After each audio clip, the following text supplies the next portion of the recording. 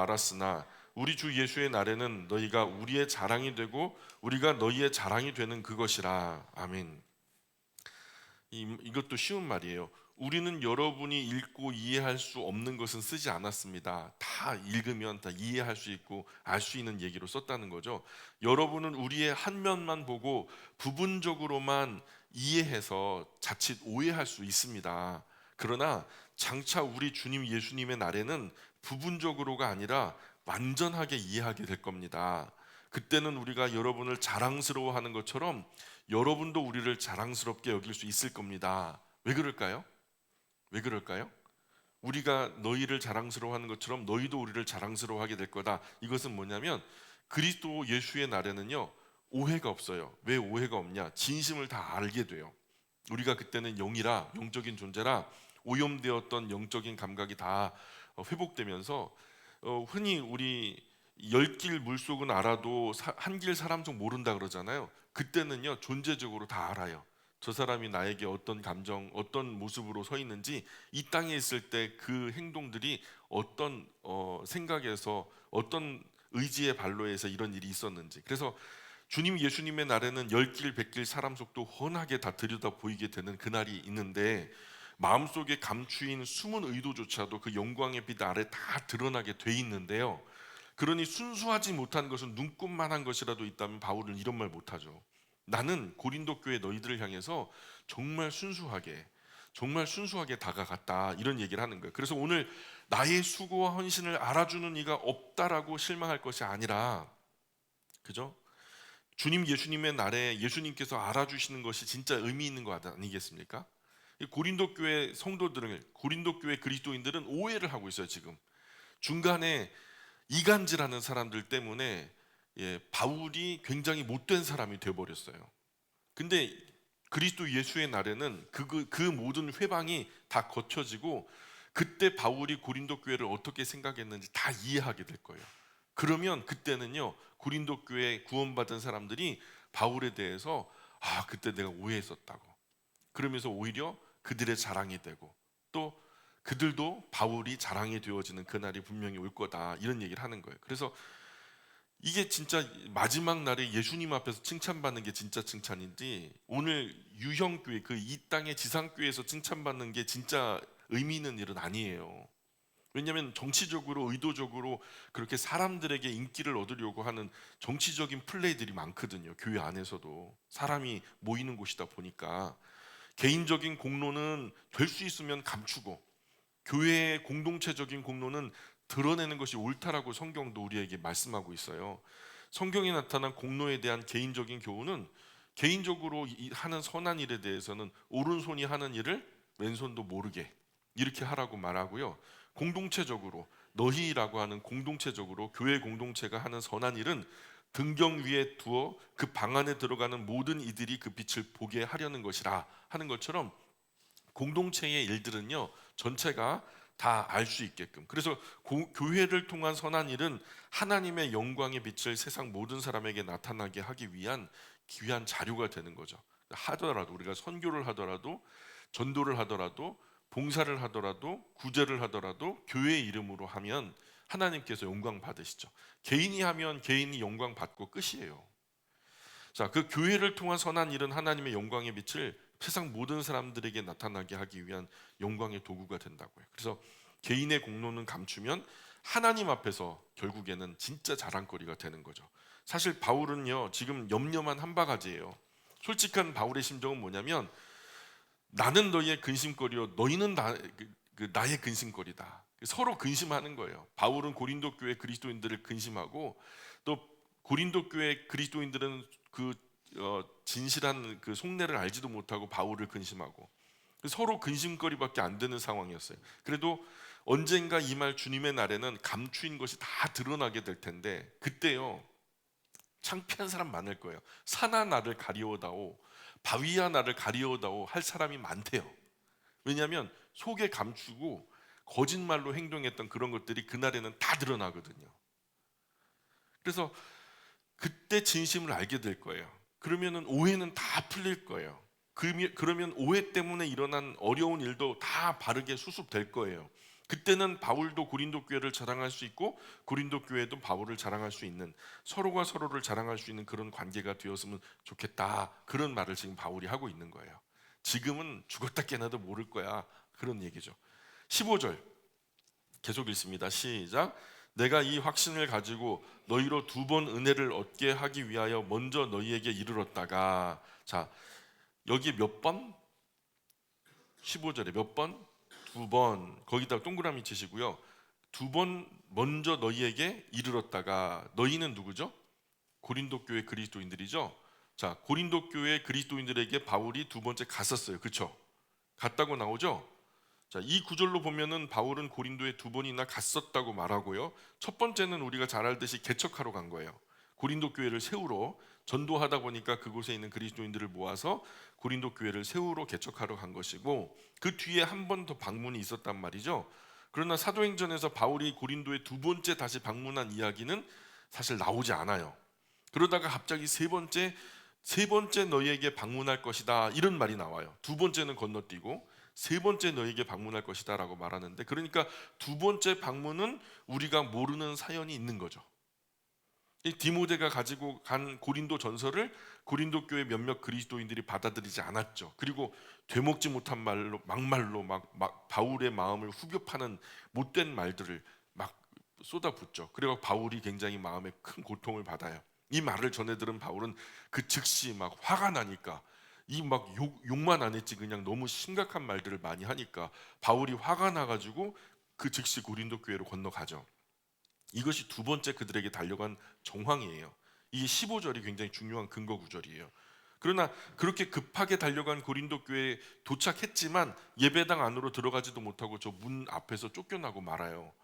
몇몇 유대로부터 가만히 들어온 거짓 사도들 때문에 문전박대 당하고 서럽게 돌아설 수밖에 없었던 거죠. 그리고 고린도 교회를 향한 세 번째 편지를 아주 매운맛 버전으로, 아주 매운맛으로 막 써서 보내요.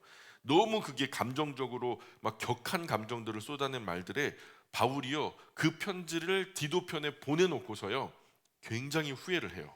굉장히 후회를 해요. 이것도 이 편지를 읽은 다음에 고린도 교회 그리스도인들이 상처받는 건 아닌가, 시험 드는 건 아닌가, 막 이런 금세 후회. 왜냐하면 이런 염려 가운데 큰 기대 없이 디도를 이제 보냈는데, 그런데 상황은 예상보다 너무 쉽게 정리가 돼요. 디도가 이제 가지고 갔잖아요.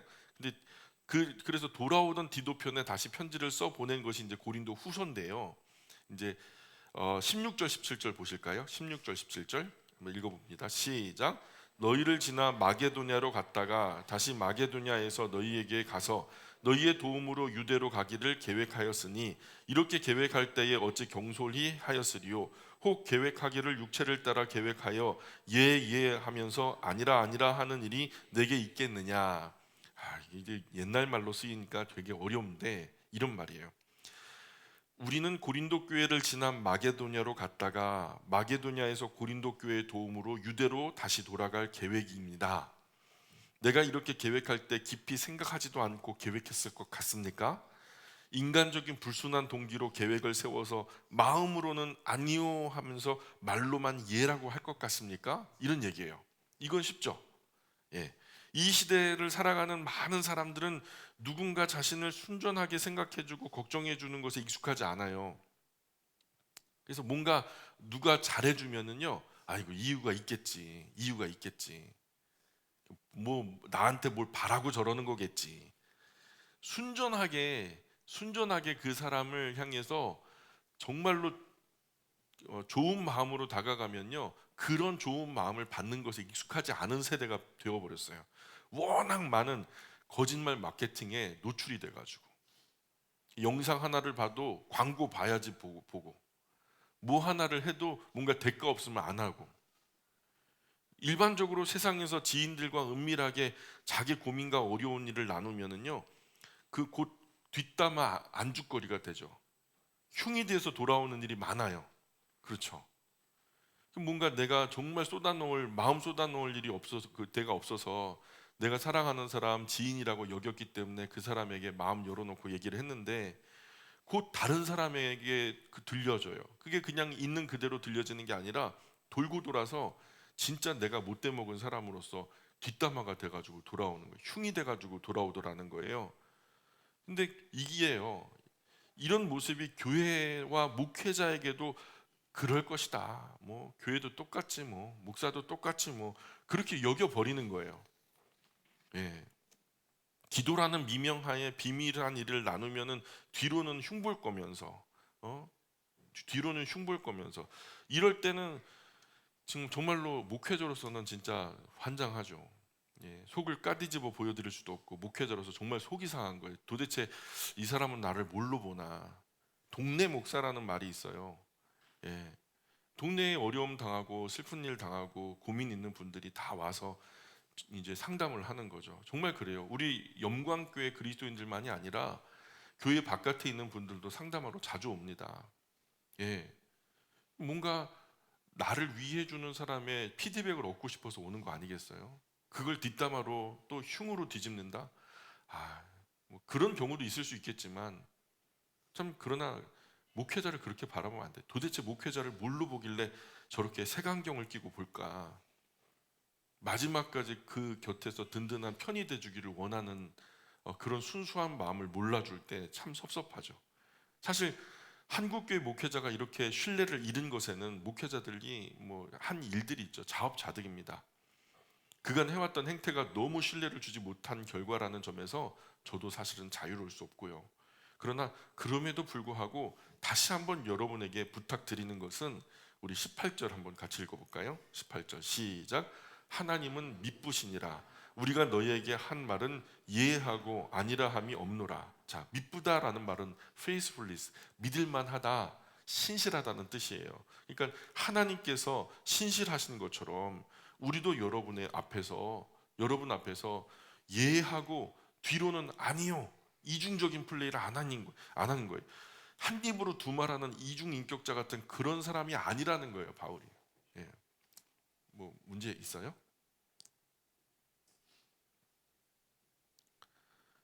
19절 계속 읽습니다. 19절 시작. 우리 곧 나와 실루아노와 디모데로 말미암아 너희 가운데 전파된 하나님의 아들 예수 그리스도는 예하고 아니라함이 되지 아니하였으니 그에게는 예만 되었느니라. 아멘. 자, 하나님도 믿을 만한 분이시래요.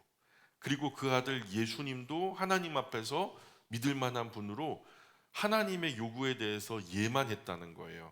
자, 우리 여기서 말하는 우리는요, 바울, 실루아노, 디모데가 다 포함된 거죠. 우리가 여러분에게 전했던 하나님의 아들 예수 그리스도도 앞으로는 예라고 하고 뒤로는 아니요 하는 그런 분이 아니셨습니다. 그분은 하나님 앞에서 항상 순전하게 예만 하셨습니다. 뭐 이런 얘기죠. 20절 계속 읽어볼까요? 시작. 하나님의 약속은 얼마든지 그리스도 안에서 예가 되니 그런즉 그로 말미암아 우리가 아멘하여 하나님께 영광을 돌리게 되느니라. 아멘. 자, 하나님도 우리를 향한 모든 약속에 있어서 그리스도 예수님 안에서 모두 예하셨습니다. 그러니까 하나님도 예수님도 우리도 또한 하나님이 우리를 향하실 때에도 예수님 안에서 예하셨다. 마찬가지로 우리도 그리스도 예수님 안에서 아멘이라 말함으로 하나님께 영광을 돌리게 되는 거죠. 자, 왜 바울은 이런 말을 할까요? 고린도 교회 몇몇 그리스도인들이 바울을 공격하기를, 바울이 분명히 우리 고린도에 온다 그랬어. 근데 안 왔잖아. 온다 그래 놓고 왜 안 와? 막 자기 말을 갖다 손바닥 뒤집듯이 한 입으로 두 말 하네? 성령으로 말한다는 사람이 뭐 성령님이 온다 그랬다가 안 오나? 뭐 이런 경우가 있어? 바울은 나중에 이 상황을 두고 이제 곧 몇 절 뒤에 23절에 나오는데요.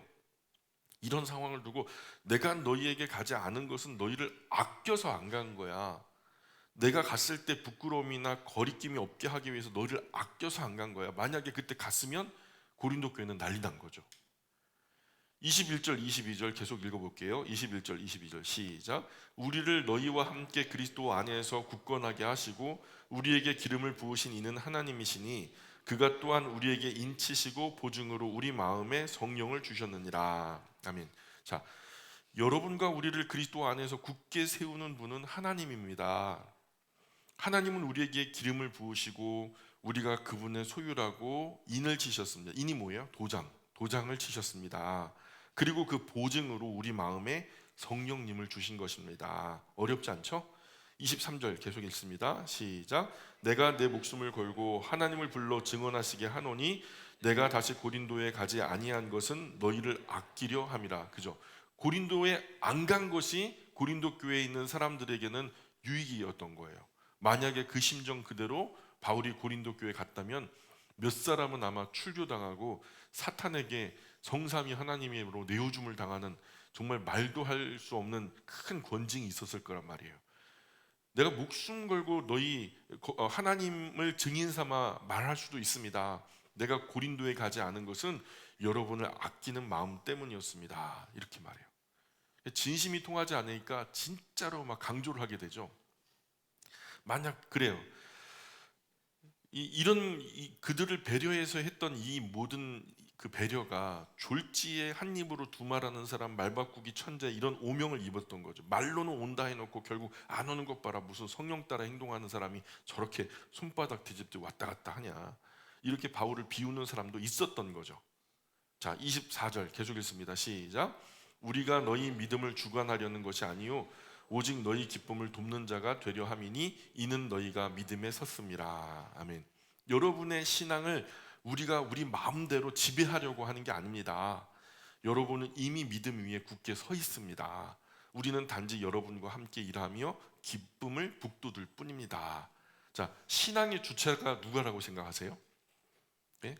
신앙의 주체가 누구라고 생각하세요? 신앙이라고 하는 것은 믿을 신자 바랄 앙자, 내가 믿고 바라는 것이거든요. 우리는 하나님을 신앙합니다. 하나님을 믿고 하나님을 바라는 사람들이에요. 신앙생활이라고 하죠. 그리고 하나님을 믿고 하나님을 바라는 삶을 사는 사람들, 신앙생활하는 사람들, 그 사람들이 그리스도인들이죠. 그럼 이 신앙생활의 주체는 누구라고 생각해요? 목회자가 되면 되겠습니까? 아니죠. 신앙생활의 주체는 나 자신이에요. 내가 내 신앙을 책임지는 거예요. 한 교회 목회자가 그 교회 모든 그리스도인의 신앙을 한 손에 움켜쥐고 막 좌지우지하는 이런 신앙은 인격적인 신앙이 아니라고요. 한국 교회의 많은 그리스도인들은요, 과거로부터 뭔가 누군가에게 카리스마 있게 그냥 딱 붙들려 가지고 막 이렇게 저렇게 막 휘둘리는 것을 좋아해요. 종속 본능이 있어요, 우리 안에. 뭔가 그렇게 강하게 나를 붙들어주고 내가 오늘 짜장면 먹을까 짜장 먹을까 그 짬뽕 먹을까 이렇게 고민할 때 야 그냥 짬뽕 먹어 막 이렇게 해야 좀 안정감을 느끼는 그런 게 있다니까요. 근데 그것은요 인격적인 게 아니에요. 인격적인 것은 내가 시간이 걸리고 좀 더디고 고민이 되더라도 내가 판단하고 내가 선택하고 가는 거예요. 그리고 책임도 내가 지는 거예요. 이걸 인격적인 거라고 하는 거예요. 한 목회자에게 목을 매는 신앙은 수동적인 신앙이죠. 이런 신앙은 목회자가 시키는 대로만 하는 거예요. 100년 가도 잘하지 못해요. 예, 그리고 목회자가 무너지면 그 신앙 통째로 무너져 버려요. 목회자만 바라고 갔으니까. 신앙의 대상이 하나님이 아니라 목회자였으니까. 스스로 하나님의 기쁨이 되어서 뭔가 내가 하나님을 위해서 이런 거 해보고 싶다는 능동적인 어떤 충성된 능동적인 행동들은 전혀 기대할 수 없어요. 목사가 하자는 대로 하는 거예요, 그냥. 저는 이런 거 너무 싫어요. 저에게 맞지도 않고요. 성경도 그런 거 지지하지 않아요. 저는 그저 하나님 말씀 진리를 여러분에게 성실하고 진실하게 전할 뿐, 진리를 전달받은 후에 여러분이 하나님 앞에서 인격적으로 응답하는 삶을 능동적으로 사셨으면 좋겠어요. 뭘 하라 마라 이런 지시는요 목회자가 하지 않아야 되는 거예요. 스스로 내 안에 하나님의 성령께서 살아 존재하고 계시는데 그분의 음성 들으면서 하나님 사랑하고 죄만 아닌 이상 마음껏 행하시라니까요. 그렇게 능동적인 신앙생활이 바른 신앙생활이에요. 이것이 바른 목회자와 성도의 관계죠. 바른 신앙이라고 전 믿어요. 어떤 교회는요 목회자가 수많은 프로그램 이벤트 만들어가지고 일주일에 한눈 팔 시간 숨 쉴 틈도 안 줘요. 그냥 일주일 내내 입에 단내가 나게 잡아 돌려서 정신 쏙 빼놓거든요. 7일 동안, 일주일이 7일이잖아요 7일 동안 새벽 예배 계속 하죠.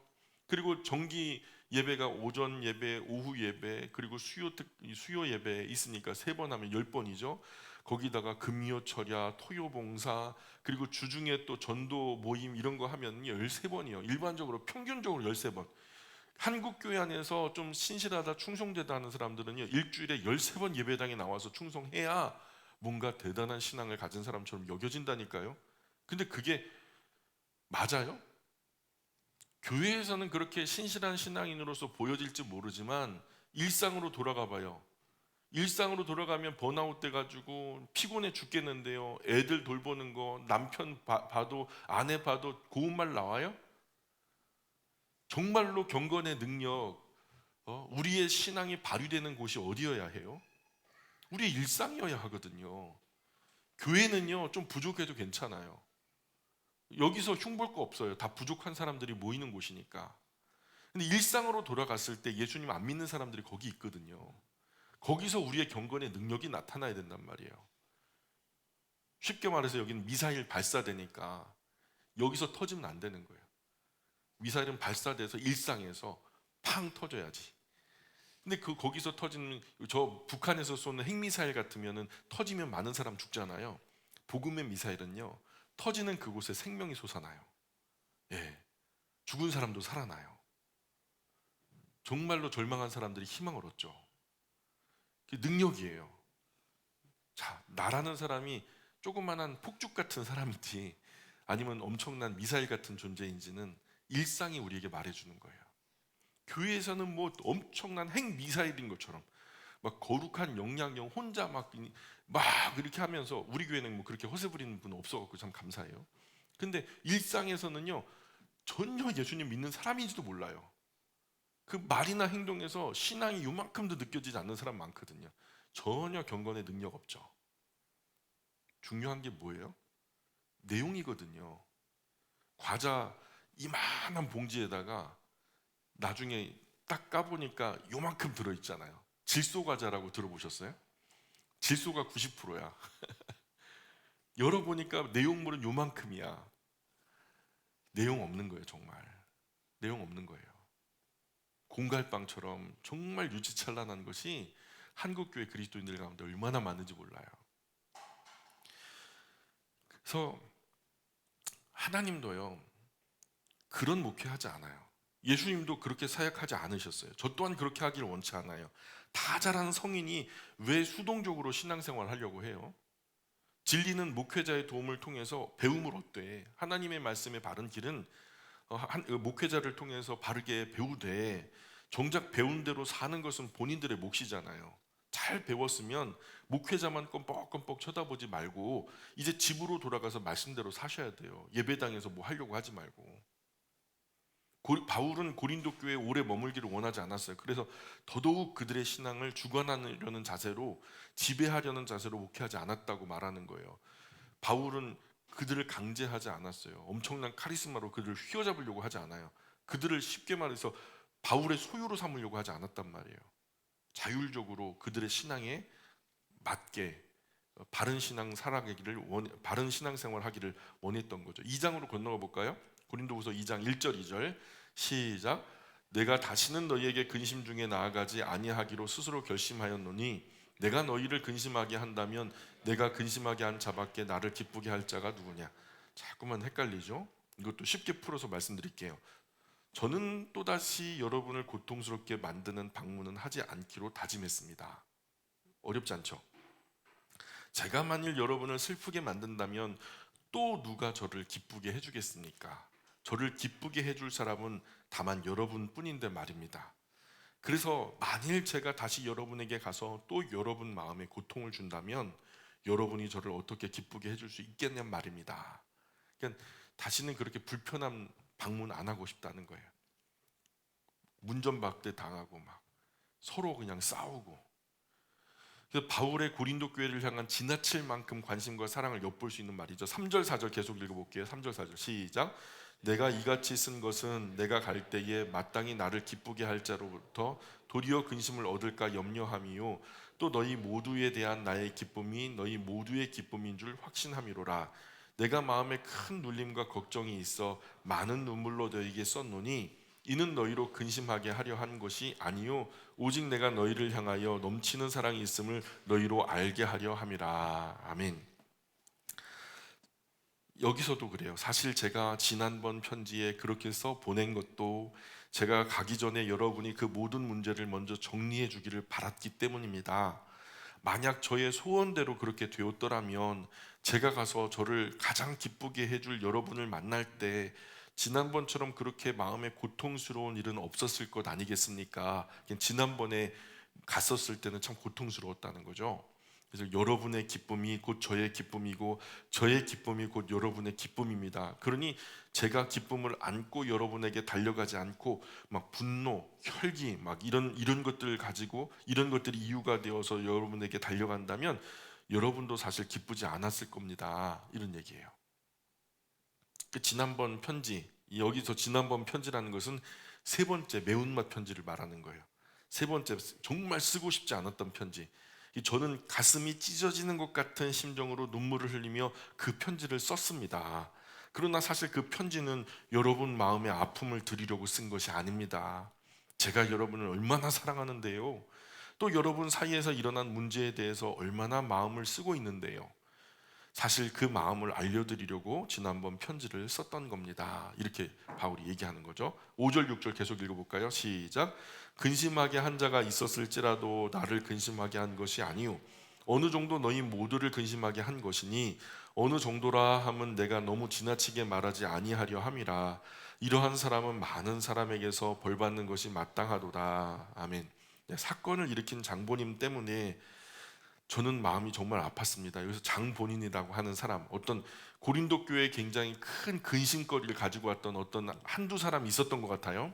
자, 그 사람, 사실 그 사람은 나를 슬프게 했다기보다는 여러분을 슬프게 한 겁니다. 저는 그 사람에 대해 필요 이상으로 엄격하게 하고 싶지는 않았습니다. 그는 여러분에게 책망을 받음으로써 이미 충분한 벌을 받았습니다. 자, 그때 문제를 일으켰던 한 사람인 정도, 저는 이제 한 사람으로 보는데 복수형이 아니라 단수형으로 쓰였기 때문에 고린도 교회 안에 어떤 문제를 일으켰던 사람이 한 사람 있었던 것 같아요. 근데 이 사람이요, 고린도 교회 여러 그리스도인들을 통해서 이제 건징을 받은 거예요. 그래서 책망을 받았다라고 지금 얘기하고 있거든요.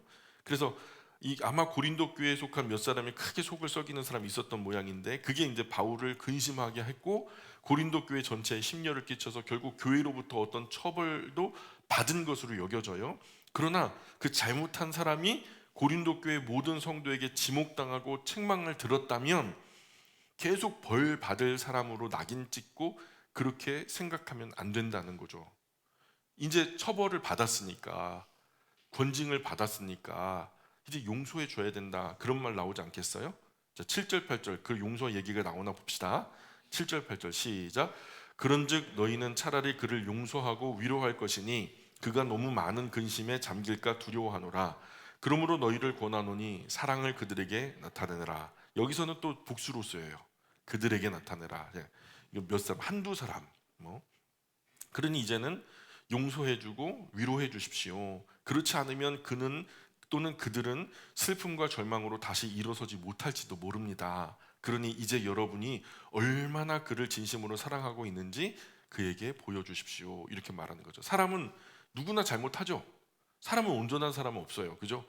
잘못에 따른 징계가 있었다면 우리 아이들도요, 뭔가 잘못하면 엄마가 회초리 들잖아요. 요즘에 회초리 들면 큰일 난다면서요. 과거에는 회초리를 들었거든요. 이 회초리를 들면요, 이제 그 잘못은 상쇄된 거예요.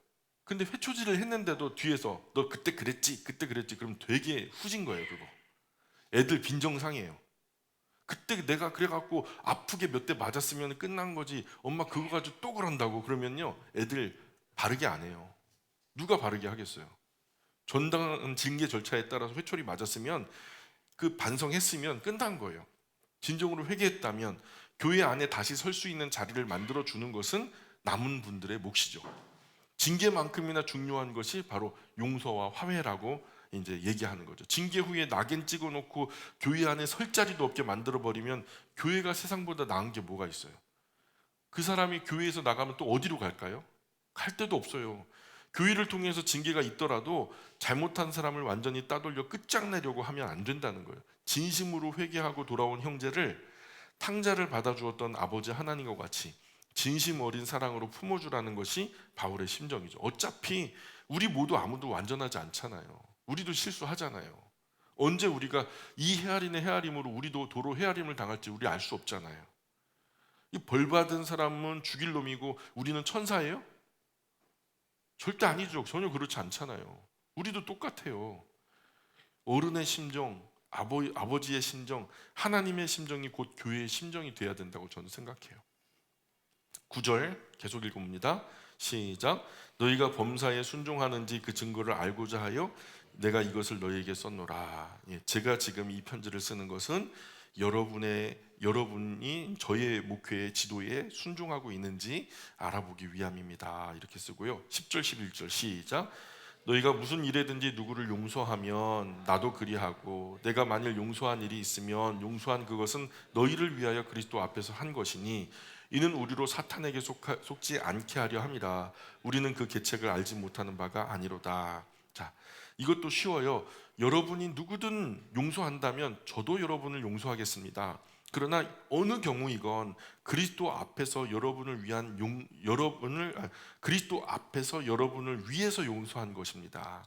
한 걸음 더 나아가 우리가 서로 용서해야 할 이유는 사탄에게 속지 않게 하려는 것입니다. 우리는 사탄의 책략을 이미 잘 알고 있습니다. 이렇게 얘기하는 거죠. 이제 살펴볼 12절부터 17절까지의 내용은요, 고린도 후서의 이제 연결성 문제에 걸리는데요. 12절 한번 보실까요? 12절 시작. 내가 그리스도의 복음을 위하여 드로아에 이름에 주 안에서 문이 내게 열렸으되. 제가 드로아에 갔을 때 주님께서 저에게 복음을 전할 기회를 주셨습니다. 자, 이렇게 드로아 지역에서 복음을 전할 수 있는 기회의 문이 활짝 열려 있음에도 불구하고 13절에는 뭐라고 말해요? 13절 시작. 내가 내 형제 디도를 만나지 못함으로 내 심령이 편하지 못하여 그들을 작별하고 마게도냐로 갔노라. 자, 저는 제 형제 디도를 만나지 못했기 때문에 제 마음이 너무 편하지 않았습니다. 불편했습니다. 그래서 드로아의 형제들에게 작별 인사를 하고 드로아에서 복음을 전할 수 있는 기회가 있었는데 왜 그들에게 작별 인사를 해요? 그렇게 복음을 전하지 못하고 작별 인사를 하고 마게도냐로 건너갈 수밖에 없었습니다. 자, 드로아는요 아시아의 서쪽 끝이에요. 거기서 배를 타고 보스포러스를 건너가면 이제 유럽이 되는 거죠. 유럽의 시작은 마게도냐고요. 그래서 드로아의 끄트머리 항구 도시 마게도냐로 갔다는 것은 유럽으로 건너갔다는 얘기인데 이게 어느 시점의 상황이냐, 이런 이야기는 사도행전에는 나오지 않는 거예요. 그래서 앞서 여러분에게 여러 번 설명을 드렸어요. 바울이 격한 심정으로 세 번째 편지, 아주 매운맛 편지를 써서 디도편에 보냈죠. 그렇게 디도가 편지를 고린도 교회에 전하고 돌아오는 길에 유럽 여러 교회와 아시아 여러 교회들에 들려서 각 교회의 형편을 보고해 줄 것을 부탁하죠. 그러나 디도는 감감무소식이고 아무리 기다려도 오지 않고요. 그래서 마음이 급해진 바울은 돌아오는 디도와 만나려고 디도가 돌아오는 길을 추측하면서 따라 올라가요. 결국 드로아까지 갔는데 디도를 못 만났어요. 그래서 바울은 무슨 일이 있는가 너무 근심이 돼가지고 드로아에서 복음을 전할 수 있는 기회의 문이 열려 있음에도 불구하고 편하지 못한 마음 때문에 복음을 전하지 못하고 마게도냐로 건너와요. 누구를 찾으려고? 디도를 찾으려고. 14절 계속 읽습니다. 시작. 항상 우리를 그리스도 안에서 이기게 하시고 우리로 말미암아 각처에서 그리스도를 아는 냄새를 나타내시는 하나님께 감사하노라. 자, 그러나 저는 하나님께 감사할 뿐입니다. 하나님은 우리를 그리스도 안에서 승리의 행진에 동참하게 하셨습니다. 그래서 지금 우리는 언제 어디서든 하나님께서 우리를 통해 주님의 복음이 향기처럼 사방에 퍼져 나가게 하십니다. 자, 향기는 이 사람 저 사람 가리지 않죠. 선한 사람에게도 향기고 악한 사람에게도 향기고, 맞습니까? 교회 안에 있는 사람에게도 향기고 교회 바깥에 있는 사람에게도 향기고. 복음은 좋은 거예요. 그렇죠? 마찬가지로 주님의 복음은 드로아라고 더 중요한 것이 아니고 언제 어디서든 복음이 없는 모든 곳에 향기처럼 널리 퍼져나간다는 것으로 하나님께 감사할 뿐이라는 말이죠. 그래서 정말 그런 것이 바울이 가는 곳은 언제나 복음이 없는 사람들이 예수 그리스도의 복음의 향기를 맡고 몰려들었어요. 반드시 그곳에서 예수님을 구주로 영접해서 예수님을 믿는 사람들이 생겨났단 말이에요. 그 복음이 향기롭기 때문에, 향기이기 때문에. 15절 16절 시작. 우리는 구원받은 자들이나 망하는 자들에게나 하나님 앞에서 그리스도의 향기니 이 사람에게는 사망으로부터 사망에 이르는 냄새요 저 사람에게는 생명으로부터 생명에 이르는 냄새라. 누가 이 일을 감당하리요? 자, 우리는 구원받은 사람들에게나 멸망당하는 사람들에게나 하나님 앞에서 그리스도의 향기입니다. 자, 우리는 이것을 자꾸 망각하는 것 같아요. 구원받은 사람들 그리스도인들에게는 한없이 친절하고 부드러워요. 말 그대로 그냥 향기 같아요. 예. 믿는 사람들 어디 교회 다니세요? 예수님 믿으세요? 그러면 그냥 경계 다 해제해요. 그래서 사기 많이 맞아요. 그냥 믿는 사람들에게는 향기인데요, 안 믿는 사람, 교회 바깥에 있는 사람들에게는 악취가 될 때가 많아요. 그러나 지금 이걸 망각하면 안 돼요. 믿는 사람에게나 안 믿는 사람에게나 구원받는 사람에게나 멸망당한 사람에게나 우리는 하나님 앞에서 그리스도의 향기다. 향기는 기분 좋게 해주는 거예요. 그런 교회를 부정하고 싫어하고 반대하는 이들에게는 한없이 나를 세우고, 오늘 바울의 말은요, 교회 안에서도 교회 바깥에서도 우리는 하나님 앞에서 그리스도의 향기입니다, 이렇게 말해요. 사실 이런 모티브는요, 로마 제국 시대를 조금 이해하면 알기 쉬워요. 로마가 맨 1000년 동안 한 게 뭐예요? 전쟁했어요. 로마가 1000년 제국이잖아요. 그래서 1000년 동안 전쟁했어요. 땅 따먹기를 했단 말이에요. 그래서 그 인근의 모든 땅이 로마 땅이 됐어요. 그게 팍스 로마나라 그러죠. 로마가 지배했던 시대예요. 자, 그래서 로마가 제국을 확장하기 위해 외국에 나가서 전쟁을 하죠. 전쟁에서 승리를 하고 돌아올 때 개선문으로 장군이, 그 전쟁을 책임지고 나갔던 장군이요, 백마를 타고서 승전기를 가지고 돌아오죠. 이때 모든 로마 시민은요, 의례껏 승리하고 돌아오는 개선 장군을요, 양쪽으로 그 대로변에 도열해 가지고 서서 막 그냥 길 중앙으로 꽃을 던지는 거예요. 그러면 환영 퍼레이드가 되는 거예요, 말 그대로. 그 꽃향기가 진동하는 거예요. 개선 승리하는 그 장군이 흰 말을 타고 오는 그 꽃길, 그냥 꽃길만 밟아라 그러잖아요. 그게 이제 승리의 길이에요, 이 사람들에게는. 근데 이제 그 뒤에 전쟁을 하고 돌아오는 사람들이 승리한 사람만 오는 게 아니라 뒤에 누구를 줄줄이 달고 오냐면 포로들을 달고 오거든요. 그러니 한 자리에서 같은 꽃향기를 맡는데 승리한 이들에게는 승리의 향기가 되고, 뒤에 끌려오는 이 포로들은요, 노예가 될지 아니면 죽임을 당할지 모르는 거죠. 이게 죽음의 향기인 거예요. 같은 향기인데 어떤 에게는 생명의 향기고 어떤 에게는 죽음의 향기죠. 전쟁 이긴 자에게는 생명의 향기고 전쟁에서 진 자는 사망의 향기죠. 고린도전서 15장에 보면요, 우리 예수님께서 이 영원한 전쟁에서 영원히 승리하셨다는 말이 나와요. 제가 잠깐 읽어드릴 테니까 한번 들어보세요. 보라, 내가 너희에게 비밀을 말하노니 우리가 다 잠잘 것이 아니요 마지막 나팔의 순식간에 후련히 다 변화되리니, 나팔 소리가 남의 죽은 자들이 썩지 아니할 것으로 다시 살아나고 우리도 변화되리라. 이 썩을 것이 반드시 썩지 아니할 것을 입겠고 이 죽을 것이 죽지 아니함을 입으리로다. 이 썩을 것이 썩지 아니함을 입고 이 죽을 것이 죽지 아니함을 입을 때에는 사망을 삼키고 이기리라 기록된 말씀이 이루어지리라. 사망아, 너의 승리가 어디 있느냐? 사망아, 네가 쏘는 것이 어디 있느냐? 사망이 쏘는 것은 죄요, 죄의 권능은 율법이라. 우리 주 예수 그리스도로 말미암아 우리에게 승리를 주시는 하나님께 감사하노니, 그러므로 내 사랑하는 형제들아, 견실하며 흔들리지 말며 항상 주의 일에 힘쓰는 자들이 되라. 이는 너희 수고가 주 안에서 헛되지 않은 줄 압니다. 아멘. 이것은 영원한 승리예요. 이 승리 이후에 또다시 승리하거나 아니면은 이 승리 이후에 또다시 싸움을 거는 사람 때문에 질 수 있는 그런 승리는 아니에요. 마지막 마침표를 찍는 승리, 최후 승리란 말이에요. 결국 영원히 이긴 자가 예수님이고, 하나님은 예수님 안에 있는 사람에게 이 영원한 승리를 주신다고 말해요. 죽음도 이겨요. 유한한 시간도 이겨요. 사망아, 너희 쏘는 것이 어디 있느냐? 이 사망도 힘을 못 쳐요. 못 써요. 영원히 살고 영원히 살아가요. 바울이 전한 그리스도의 복음을 듣고 어떤 이는 생명을 건지는 구원을 넘어서 영원한 하나님 나라, 영원한 생명을 얻는 생명의 향기가 되지만, 어떤 이는 그냥 싫고 한없이 믿고 짜증이 나고요, 죽음의 향기죠. 참 불쌍한 사람이에요. 우리는 차를 타고 가다가 어느 한적한 동네 언덕 위에 보면 아주 그냥 그림 같은 높이 십자가가 높이 솟은 예배당 하나 보면, 야, 그림 같다. 예배당, 그 시골 교회 언덕 위에 있는 예배당을 딱 보면, 예전에 우리 그 누읍동 교회처럼요, 그런 교회를 보면 그 동네가 참 축복받은 동네 같고 마음이 편안해지잖아요. 근데요, 어떤 사람들은요, 이 세상에 좋은 곳은 다 교회가 있어. 그냥 아주 짜증나 죽게 해서 바퀴벌레, 편의점, 교회 없는 곳이 없어 그냥. 그러면서 되게 불편해 하거든요. 똑같은 교회인데 어떤 사람은 불편하고 어떤 사람은 편해요. 그런 얘기죠. 이 17절, 2장 17절입니다. 시작. 우리는 수많은 사람들처럼 하나님의 말씀을 혼잡하게 하지 아니하고 곧 순전함으로 하나님께 받은 것 같이 하나님 앞에서와 그리스도 안에서 말하노라. 자, 우리는 돈을 벌기 위해 적당히 하나님 말씀 왜곡하여 팔고 다니는 그런 사람들이 아닙니다. 그때 당시 그런 사람들이 있었거든요. 유대인들에게는 메시아가 아직 오지 않았다. 근데 그리스도인들에게는 가면은 예수님 이미 오셨지.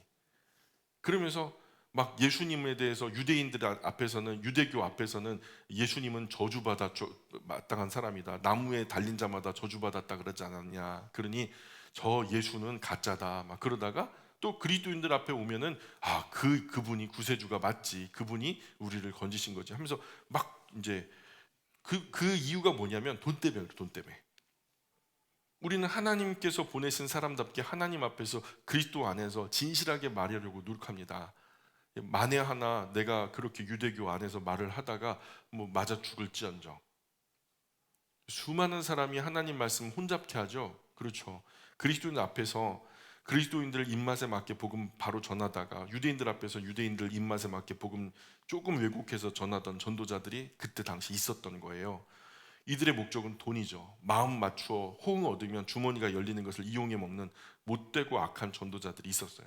또 하나, 바리새인, 서기관, 율법학자 이런 사람들처럼 막 진짜 하나님의 말씀에다가 미드라시, 미시나, 게메타, 토셉타, 탈무드, 할라카, 학가다, 브라이다 이런 여러 가지 자기들의 부연 설명을 달아가지고 결국엔 하나님의 말씀이 뭔지 사람의 말이 뭔지 헷갈려 버리. 나중에는 혼잡게 돼서 숨이 막혀서 하나님 말씀 가까이 가기도 싫은 그렇게 만들어 버린 것이 있어요. 두 가지가 있는 거죠.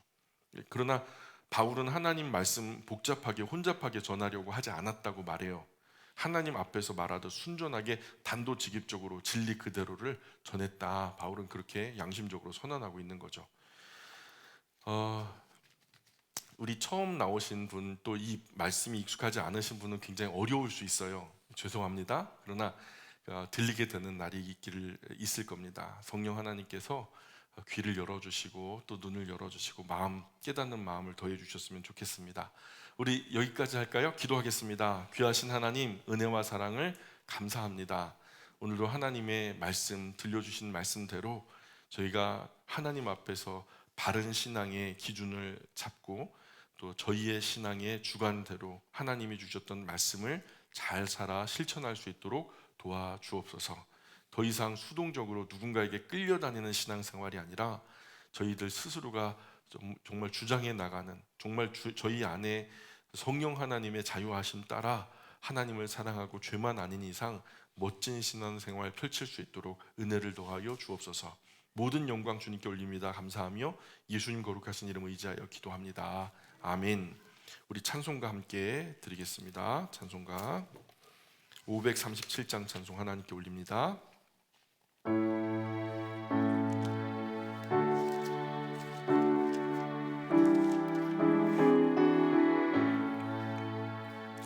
형제여 지체 말라 왜 거기서 방황하나 그 은혜를 입은 자 중에 주 너희를 두시려네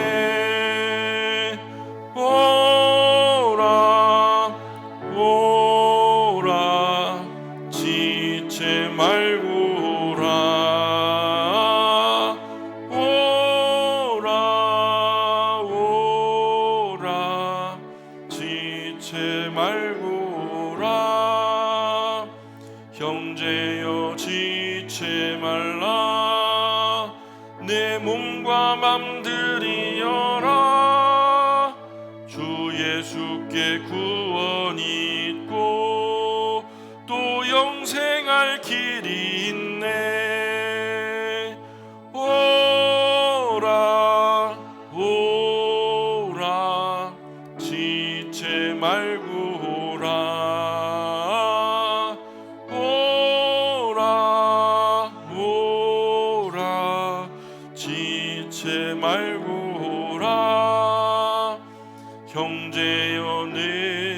속에 늘 성령이 권하시네. 왜 주님의 구원을 떠나 죄 가운데 살려 하나. 오라 오라 지체 말고 오라. 오라 오라 다 같이 자리에서 일어나셔서 형제여 지체 말라. 이 기회를 잃지 말라. 주 너에게 복 주실 때니 곧 주 앞에 나오라. 오라 오라 지체 말고 오라. 오라 오라 지체 말고 오라. 여호와는 너에게 복을 주시고 너를 지키시기를 원하며 여호와는 그 얼굴을 너에게 비추사 은혜 베푸시기를 원하며 여호와는 그 얼굴을 너에게로 향하여 드사 평화 주시기를 원하노라. 아멘.